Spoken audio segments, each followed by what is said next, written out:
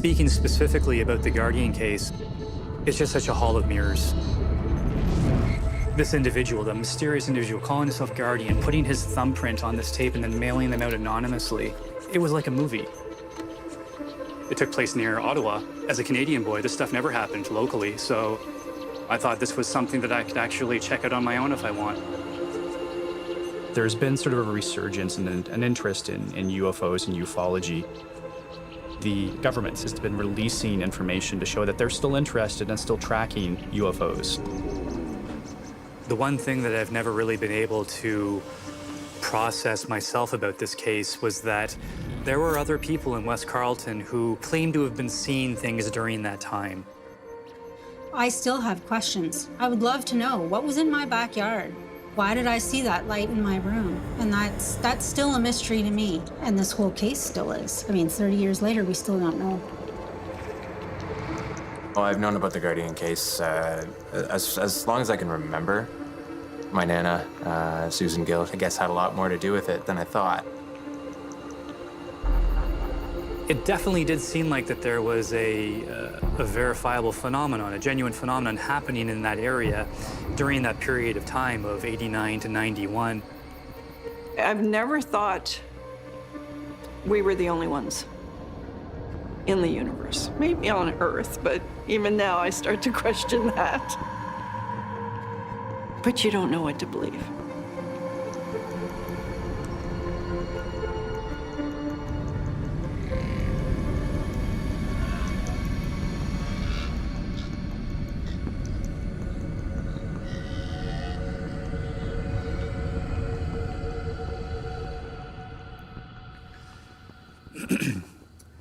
In 1989, UFO investigators started receiving material from an individual who called himself Guardian.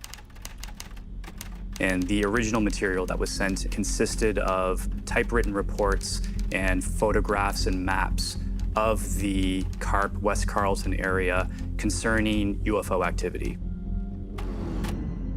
Because the photographs were very blurry, UFO investigators didn't give a lot of credence to Guardian's material at that time. October of 1991, Guardian starts sending out more material again.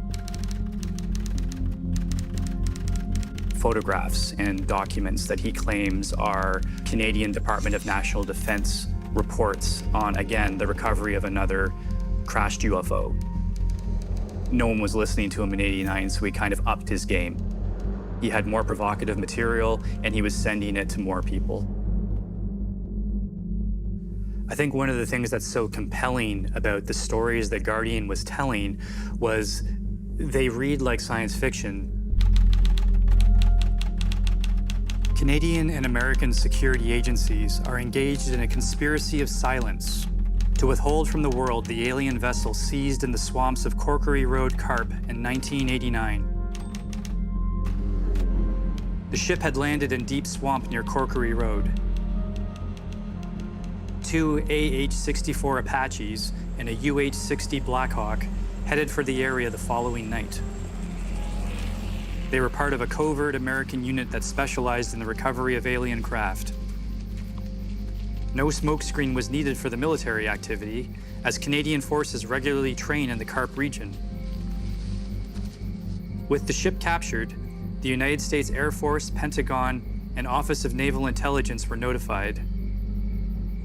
The UFO parts were transported to a secret facility in Canada, Ontario.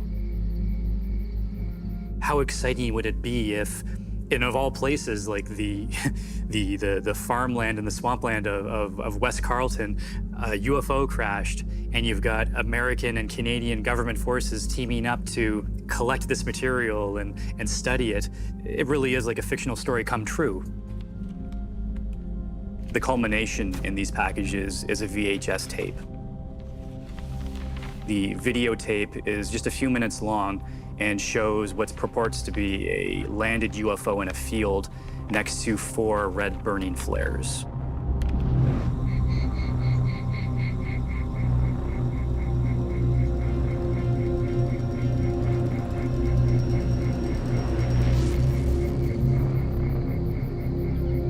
The event in the videotape was said to have taken place in August 1991.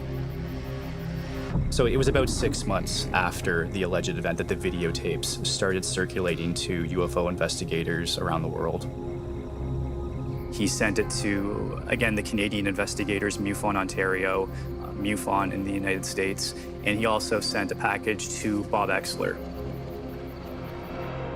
The Mutual UFO Network has an Ontario branch, and they had been investigating Guardian since 1989.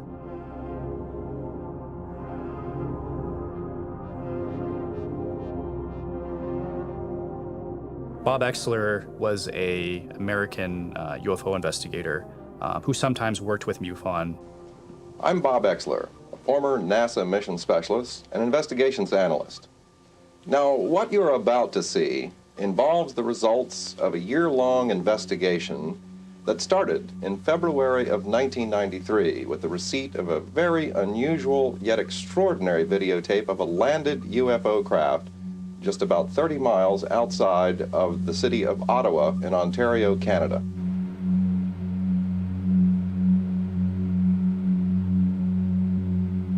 The events depicted in the Guardian video were alleged to have taken place in an area of southern Ontario called West Carleton.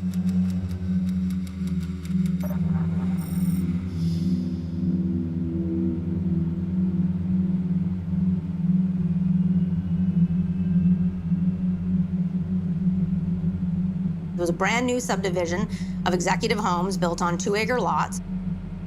It was somewhat flat but empty, like there was not a lot of homes, so you could see for a long way away. There was nothing around us. It was one of the wealthier communities in that region just because of its proximity to the city and its ability for people to commute into good jobs.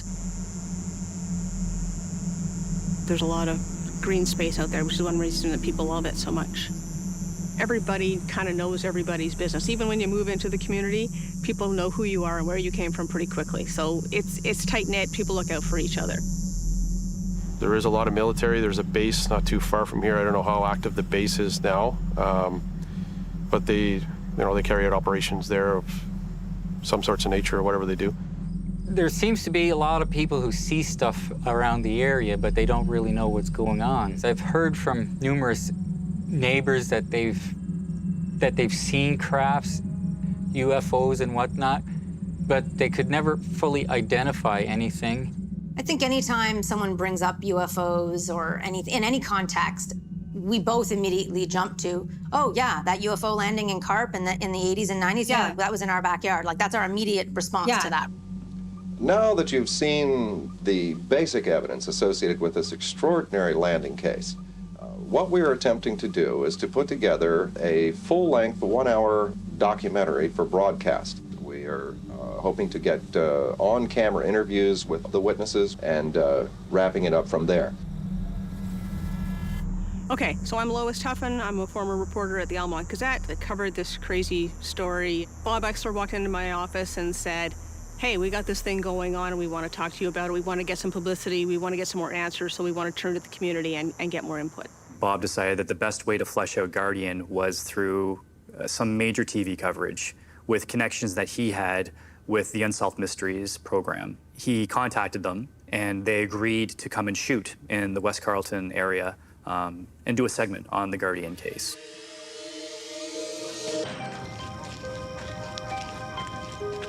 The key to the entire episode lies with a person using the name Guardian. The presence of this mysterious informant in a remote field late at night with video camera in hand just in time for a UFO sighting can hardly be ascribed to luck.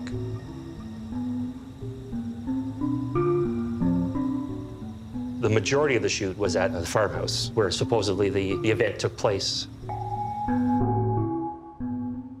I was at college in 1992 in the fall. I was in the second year of a television broadcasting program when my teacher had been contacted by somebody from Los Angeles that she knew and was looking for some extra help on a shoot that was going to be happening in Ottawa that October. And when we found out it was Unsolved Mysteries, we sort of went, yeah, okay, why not?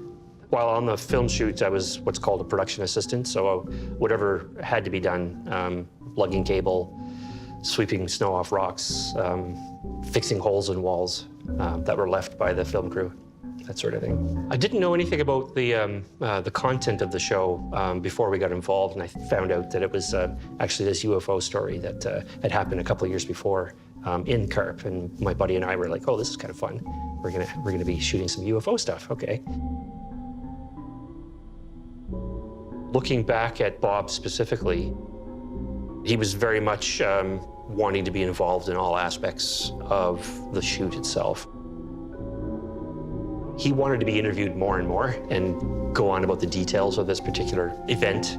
So yeah, I consider him more of a personality in front of the camera as opposed to a scientist. But even the reenacting of the Guardian thing is Bob's hands doing all that stuff, which I thought was rather odd. I'm certainly left with an indelible impression that he had an agenda. He wanted to be in control of the way the media was shaping the narrative of the Guardian case. I have vague memories of him talking about other events that he was involved with and how this particular one, Guardian, you know, being in his mind, thinking it was a whistleblower from the Canadian military. Having no contact with Guardian is probably the biggest frustration to an investigation like this. We don't know who Guardian is. We don't know if Guardian was sent or went on his own. I believe I watched the Unsolved Mysteries probably at least 10 years ago. At some point, I saw it. And it was kind of like, okay, that's cool. Yeah, that was in our backyard. Was there a real event? Was there a hoax? And you know, we were witnesses to it. We do wonder, what did happen back then? Something happened. We don't know who the Guardian is. We just know that things happen at the same time. So whatever happened, that stuff happened in our backyard. And we were just kids. The community that we lived in was Cedar Ridge Estates in West Carleton.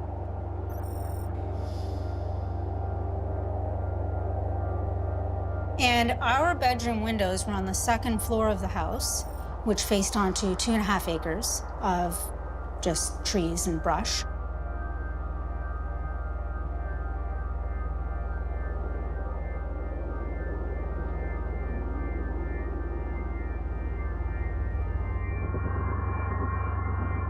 It was dark. I was going to bed.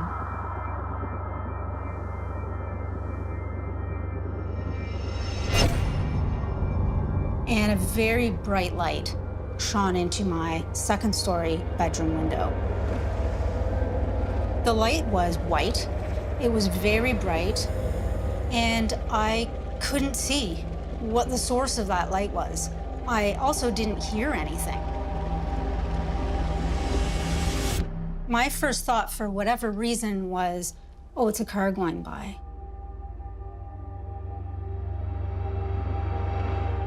And then I immediately thought, wait, that's impossible. Something, whatever it was able to shine a light that bright directly into my bedroom on the second floor of a house without making any sound. It had to have been relatively close to shine that brightly. And the next road was very far away. I immediately got up. I went to the window.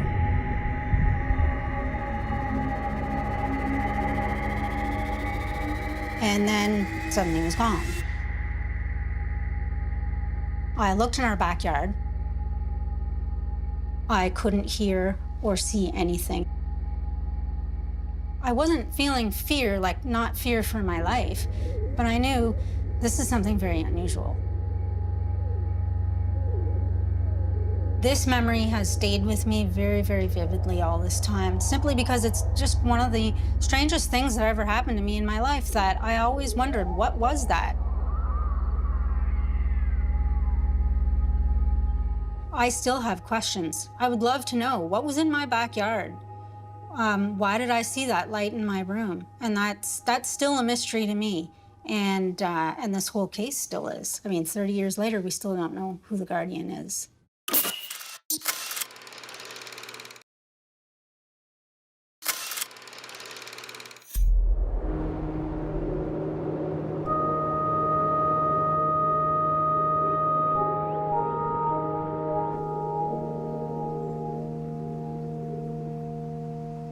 I think the reason why the Guardian case endures 30 years later is because it was always a compelling mystery, and it never really had an answer.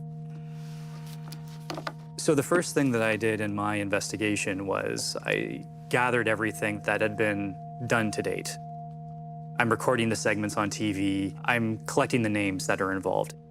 And of course, the name that keeps popping up over and over again is Bob Exler. He seems to be the lead investigator on this. So I got Bob Exler's contact information in Maryland and called him. That's what happened. I just inserted myself into this case. And the fact that it was only happening a couple hours from my house, I couldn't help but want to get involved. I wanted to check this out. I saved everything. I even have a bunch of old photos that we took back then. No digital photos in that time. You take the picture and then you have to wait to see if they turned out later on. Just pictures that we took of Almont, the house where the Guardian, where the UFO allegedly landed. This was winter too, so I mean, we were driving around a little 94 Honda Civic. Car actually got stuck at one point. Fell into a ditch. There's me. In my Mulder trench coat. You have to remember, when I was investigating this case, I was 16, 17 years old. So for me, it was to even get up to the site, I had to borrow my mom's car, and do it on weekends because I'm in school at the time, right? It was the winter, so I'm tromping through the snow of the backwoods of West Carleton with a video camera in my Mulder trench coat, trying to find under 3 feet of snow where a UFO landed in a videotape that I saw on Unsolved Mysteries. I felt so excited at the onset. I'm going to this town as an investigator, talking to the witnesses, and even from a skeptical point of view like myself, you can't help but believe some of them. It was something that I was always very cognizant of when I was speaking to witnesses was no judgment. You're there to collect the story. There's a psychology to UFOs and belief that for me was as compelling as the mystery itself about whether or not aliens were even landing here. You want to understand what was happening in Carp as much as I want to understand what was happening in Guardian's head. I wanted to know why he did it. We're still trying to figure that out. Almost 30 years later, we're still trying to understand why he did what he did.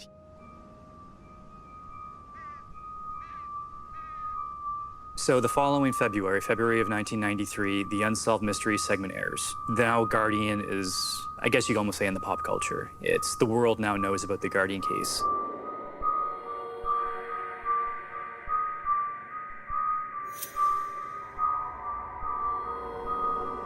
And it starts to generate more leads in the area, more witnesses to UFO activity in the Carp area.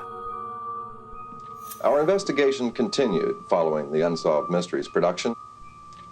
We found 2 eyewitnesses, adult eyewitnesses, who observed the event that night in August of 1991. Bob Exler shows up at our doorstep, and he's looking for somebody who wrote this letter to him. They have detailed information. He wants to talk to them. And as I wrote through it, I went, oh, this sounds like my neighbor Susan down the road. He says, really? He says, yeah, because she's the only one on the street with 2 dogs and lives by herself. So he says, oh, really? Can you show me where she lives? So I said, okay, yeah. So I proceeded and went with him and showed him her residence, and that's where he went. From her front window, you could see right into the spot where the Guardian event was alleged to have been filmed.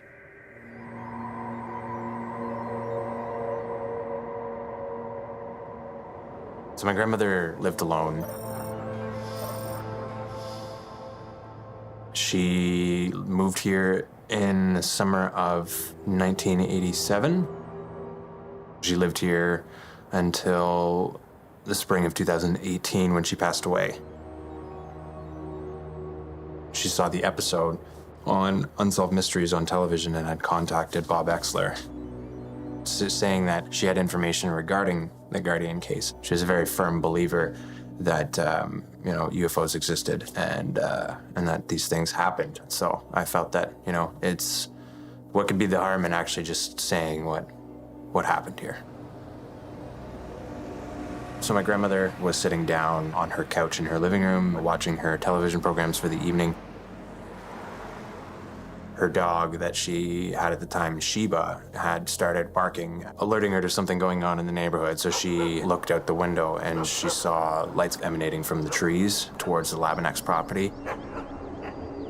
Lights that were spinning in a counterclockwise direction, and then it rose and took off really fast and just disappeared into like a little blink.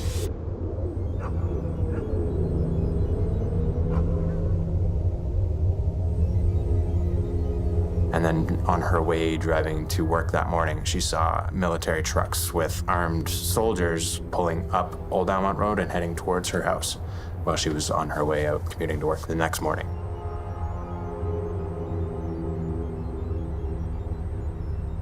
That was the story that I grew up with knowing, and then the Guardian case airing on Unsolved Mysteries and finding out later that she had something to do with those incidents. When I was investigating the case, what I knew about Susan was that she was a witness that Bob Exler had located who was able to corroborate the events in the Guardian film. She claimed that she was abducted by the UFO and had seen the alien entities that are also seen in still images on the tape. So the next show Bob appears on is Encounters, and he gets Susan Gill to appear on camera. One witness came forward with a detailed description of her encounter. She requested that we hide her identity because of possible repercussions that her testimony might cause. So why don't we... What happened? Well, I saw a light emanating up from behind the tree line. She doesn't want her identity revealed because she's worried about repercussions from her superiors. Susan worked for External Affairs, and she didn't want to suffer any repercussions from her job, which is why she used a pseudonym. But for Bob, this was just something else he could add to his narrative by saying that she had a sensitive government job. It goes into his story that there was a government conspiracy involved. I saw somebody come out of the side upper half of the craft. The skin of the person, I'll call it a person for now, had a glow to it. That's my Nana. That's how she talked. I could see features. That's her hands. That's the way she spoke. She was a very firm believer that UFOs existed. Sarah appeared to have witnessed the Guardian event, but it was her next observation. My grandmother knew how to use computers, how to use technology, especially working with the government. I know she owned a typewriter. I know she was working with Bob, and I know she was trying to get to the bottom of what was going on here. I do remember that she didn't like the way that he was conducting his business, or he didn't like the way that he was conducting his interviews or finding information. There was some talk among the Canadian investigators that the American investigators clearly had a monetary interest in the case. They really wanted to sort of brand it and make it their own. A lot of times when there's a very popular case, an investigator will want to own it. They want to own everything about it. And so if the media is going to talk, they're only going to talk to me. It's a very territorial thing that I've seen in a lot of cases and was having very firsthand knowledge of with Bob Exler in this case. And I think that Exler and his crew really wanted an answer. They really wanted to nail this and then go back to their lives. It took no time to gather a group of local townspeople who claimed to have witnessed the UFO event. Most were eager to cooperate. After Bob showed them the Guardian tape, each one shared their version of the experience. I thought I had seen some strobing within the light. At that point, it started coming down and at us. They had actually called me a witness to the Guardian landing in the documentary, which was totally false. My sighting had happened almost 3 years later. I believe the Guardian was 1989, and my sighting was 1993.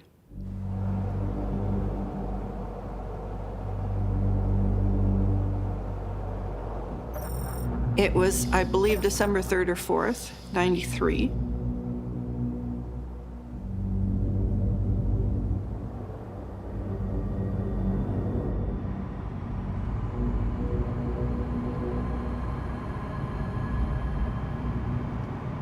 I was coming home from my son's karate lesson, and he was in the car with me.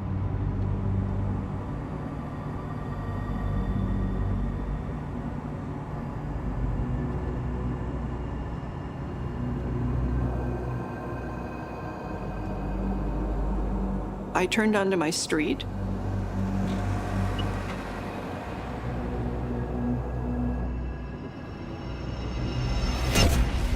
And there was these stadium lights above the road. And I thought, there's got to be an explanation. This is something, you know, it'll be a helicopter. It looked like maybe the width of a house, maybe 50 yards above the road. And what struck me was the dead silence. There was no wind, there was not a sound. It was more than a few seconds, it was like 15 to 20 minutes.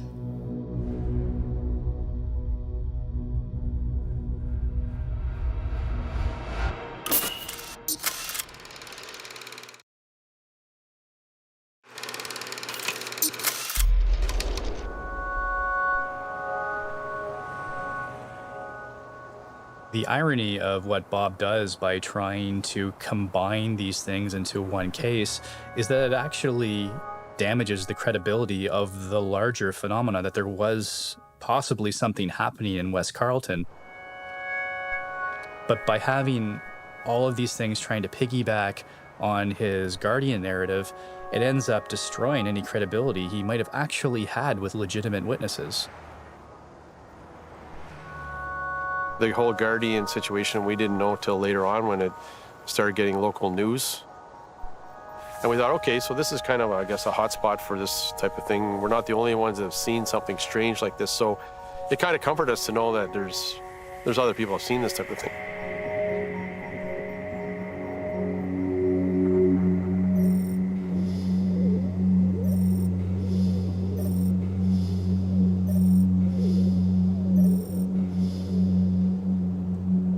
This incident happened in the summer of 1991, and it was July or August. Kirk was on an afternoon shift, and I was home alone. It was around 9:30, 10 o'clock. I put my son to bed.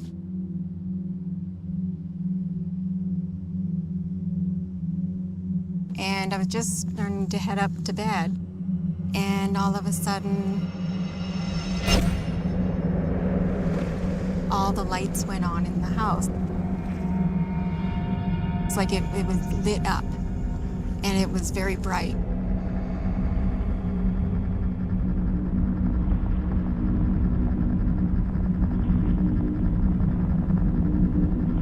It just felt like a moment there stood still for a while. And I was shaking. I went to the window to see if there was any noise outside or anything. I can see a car or anything. And there was nothing. And I had the phone, and I phoned my husband to tell him what was happening because I was so scared. I was shaking.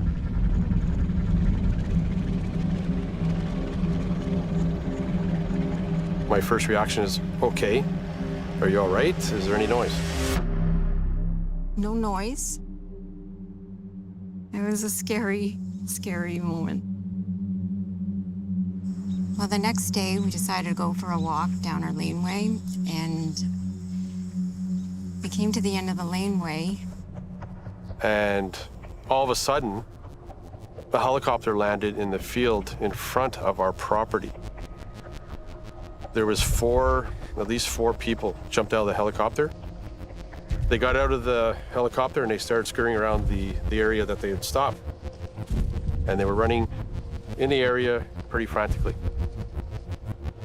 It lasted about a minute, and they got back into the helicopter and it took off. Like, what was that? I've never seen anything like that in my life. And it was scary. Like, actually, if it had lasted a little longer, I would have called the police. But it was so fast, they did it, they were in and out and gone.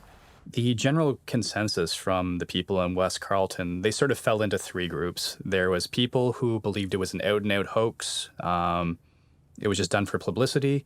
There were people that felt it was absolutely UFOs. These were people who were hardcore believers of not just UFOs, but all kinds of paranormal phenomenon. And then there was a third group that felt it was just a videotape of military maneuvers that had already been seen by many locals of taking place in that area due to the nearby military base. All kinds of reports of military helicopters performing exercises, night maneuvers with infrared flares.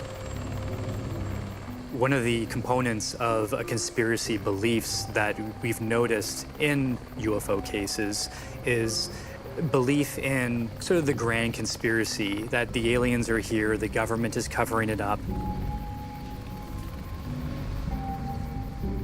There's also a popular notion that UFOs themselves are drawn to military sites. And Ottawa being the seat of Canadian government, it's not a coincidence that there have been a number of UFO sightings in the Ottawa area.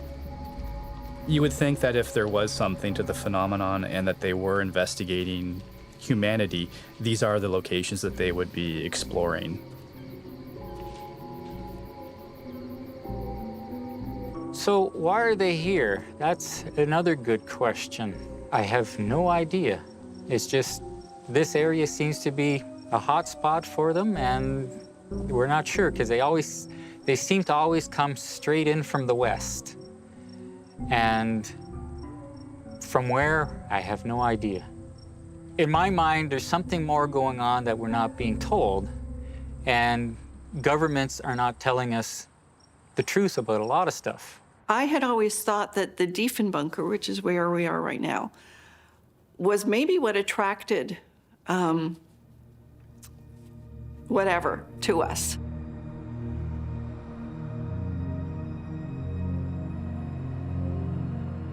This was a working base when I first moved here. 350 people worked below ground at all time. They had a radio station, television station. They had communications that could reach any country in the world. It was where government was supposed to go if there was a nuclear blast. And they would have everything they needed to communicate with the rest of the world. So maybe that was what was attracting them. Maybe they thought they could communicate here. It decommissioned in 1994. And for me, things seemed to slow down about then. So then I really started to wonder whether this had something to do with why there were so many sightings in this area. And then maybe they've moved on now.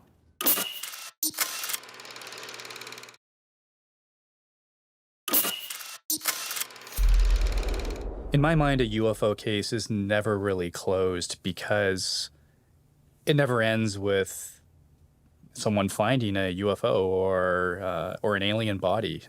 No case to date, anyway. It always ends with, well, it could have been this or it could have been that, but we don't really know.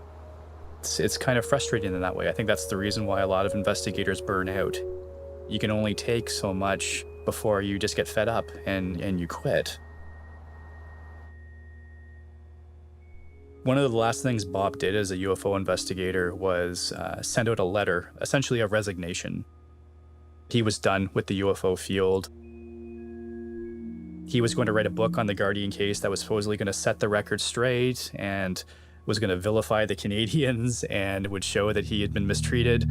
And of course, the book never materialized, and Bob was never heard from again in ufology.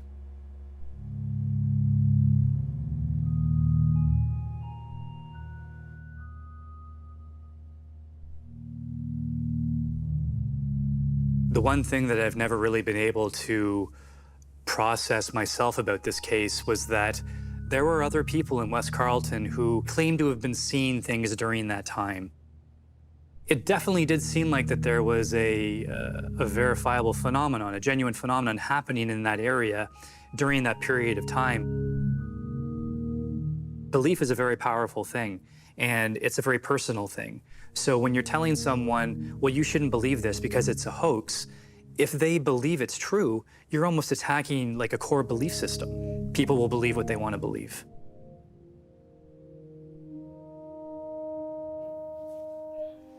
I have no idea. To be honest, I have no idea. Part of me wants to believe it was something that there was an explanation for, and part of me says no. I've never believed that we were the only ones in the universe. That's, I think, too far-fetched. Was it made up? Was it, you know, fabricated? Or was it just twisted? I don't know. I believe in some truth in activity. I do. Just from the amount of people I've spoken to who all live out here that see things, I believe there's some truth to activity, to stuff happening. You know, what happened with this, like I said, this fire and this purported crash and this Guardian tape, was that a hoax? Maybe it was. And we happen to see that hoax actually play out from our bedrooms back when we were kids. Anybody can buy a videotape. Anybody could have been out there that night. So it's hard to say who it was. I don't know who it was, and I think most people don't know who it is. It would be interesting if that person decided to kind of solve that mystery for us all and we could all move on. But I'm not losing any sleep over it. Oh man, like I'm skeptical of it sometimes. Like I ask myself, did this happen? Did it not? Did it not happen? Was she just imagining it? Was it real? Right? And the way in which she would explain this with such conviction was that it just happened.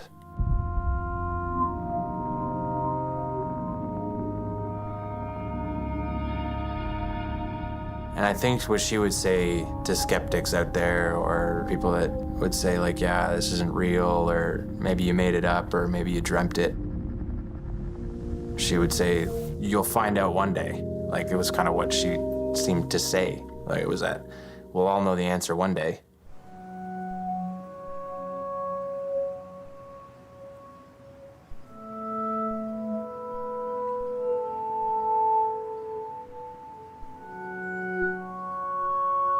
There was an envelope that was left with my grandmother's things that said, do not open unless something happens to me.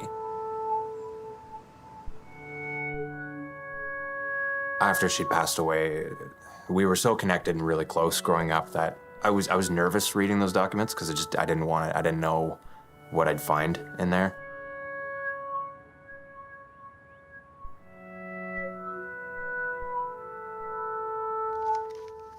I had decided that now's the time, I guess, to open it up and take a look.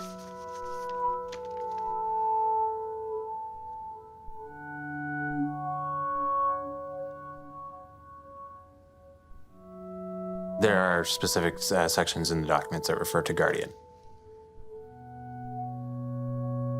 When I started reading about the Guardian cases, yeah, I was like completely overtaken. It was just like reading it was like so surreal. I was like, there's no way that this can be real. You think about these things in sci-fi, and then all of a sudden your family member has written recollections of all these things that we see on TV. That seems like fantasy, but I guess it's not.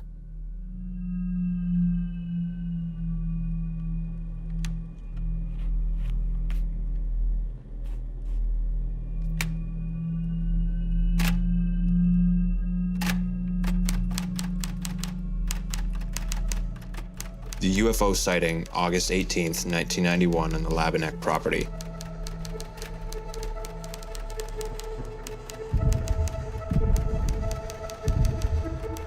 That evening, I started watching television earlier in the evening.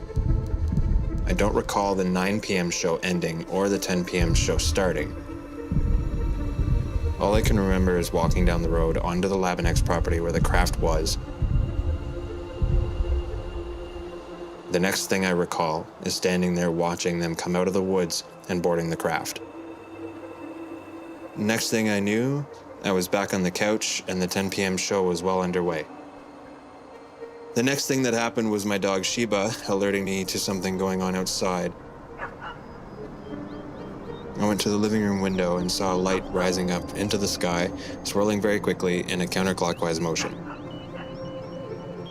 and then it quickly shot up into the sky, and then the flash was gone.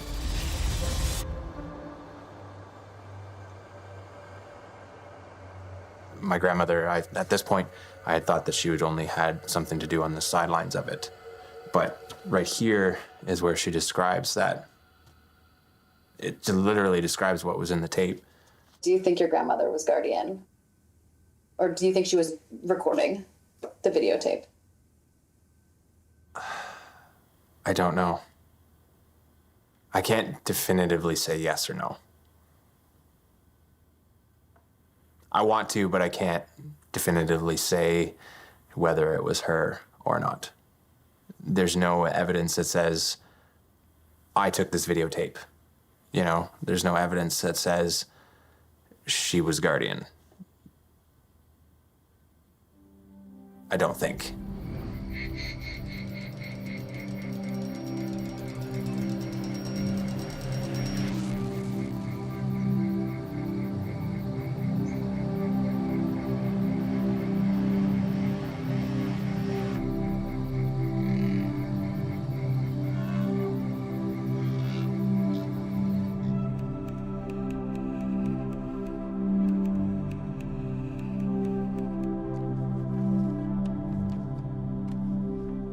I think the reason why we're so interested in the idea of UFOs and life from beyond, sort of visiting the Earth now, is because it makes us feel less alone. We're a species on the only habitable planet in this solar system. We know the math, we know the science. There is life out there in the universe. Whether or not we will ever encounter that life in our lifetime, who knows? That's part of the mystery. But we want it, you know, we want to believe. So even if you don't believe that they're visiting right now, you would believe, or you would want to believe, that there is life out there, that the capacity for aliens existing somewhere and hopefully visiting us one day, or us visiting them, is something tangible, something that could be true. It just makes it makes the universe a little bit smaller, you know, it makes that darkness a little less dark, I guess, for lack of a better term.